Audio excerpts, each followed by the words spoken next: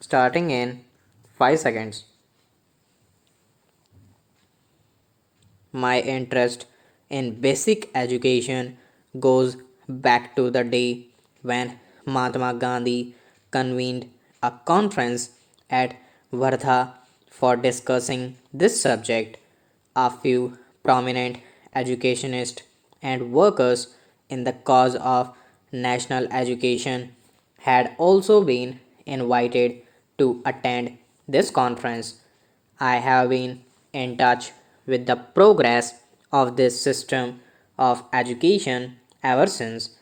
I am therefore happy to have got this opportunity to come here and speak to you about this problem, although I know I might be repeating the views expressed by me earlier. It also likely that the views which I express are not in consonance with those of others, particularly of educationists. Besides, it is also to be seen how far my views fit in with the policy which is being pursued by the central and state governments in this connection, and how far it is practicable to modify that policy. Therefore, I hope what I am going to say will be taken as my personal opinion and that you will discuss it as such with an open mind without fear or favor. It will be agreed that the system of education, right from the first primary class to the highest university course which we are following today, is the same as introduced by the British government in this country. We have not been able to introduce any fundamental change in that system even after the attainment of independence.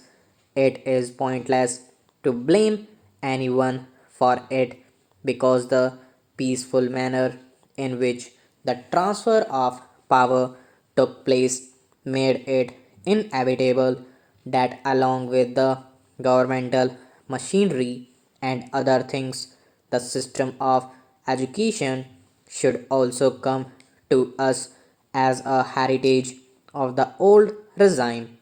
It is now our duty to give thought to each one of these problems and decide, in the light of present day conditions, how they can be solved, and then to act upon what we have discussed.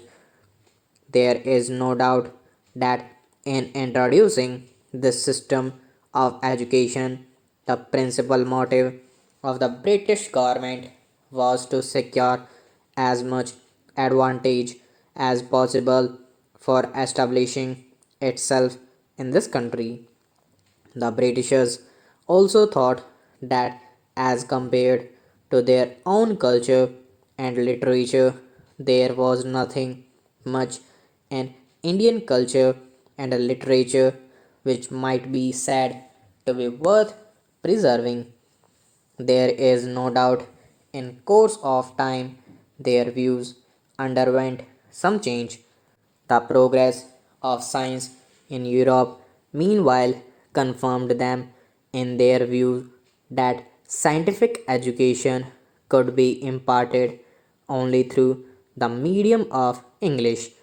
Consequently, partly for the sake of administrative convenience and partly to propagate their own language and culture, they stick to their own system of education which they introduced in this country. There is no doubt that the education received by our earlier generations was based on this very system.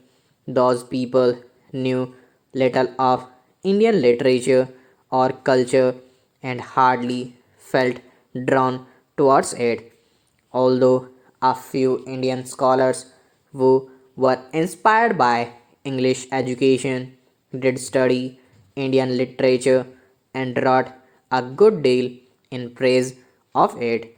Thus, we find two schools of thought in this country. The followers of one school believe that our own language alone can be the medium of education, and until that is done, education is bound to remain confined to a small section of society and will never spread among the masses. The other school of thought thinks that in this scientific age, our country cannot cut itself adrift from European thought and that at least higher education should continue to be imparted through the medium of English. If that is not done, they argue, we shall fail to pull our weight and lag behind other nations in the race for material progress. These views, as a matter of fact, apply not only to the medium of instruction but actually to the whole system of education. Our people have responded more and more to the call education during the last 50 years, and this is evident from the phenomenal increase in the number of educational institutions.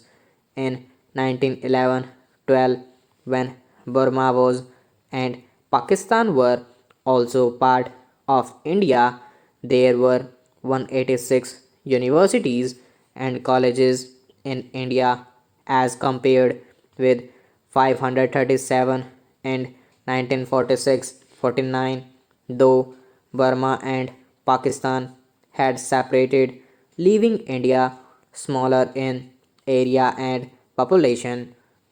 It is clear from the figures that there is a widespread demand for educational facilities.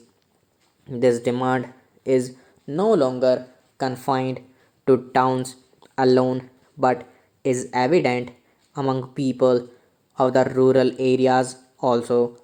One result of this spread of education has been that many educated people find themselves unemployed. Government jobs and service in private undertakings offer limited openings for the educated. Only a small fraction of successful scholars can be absorbed in them. A large majority of the educated are averse to taking up their parental occupations.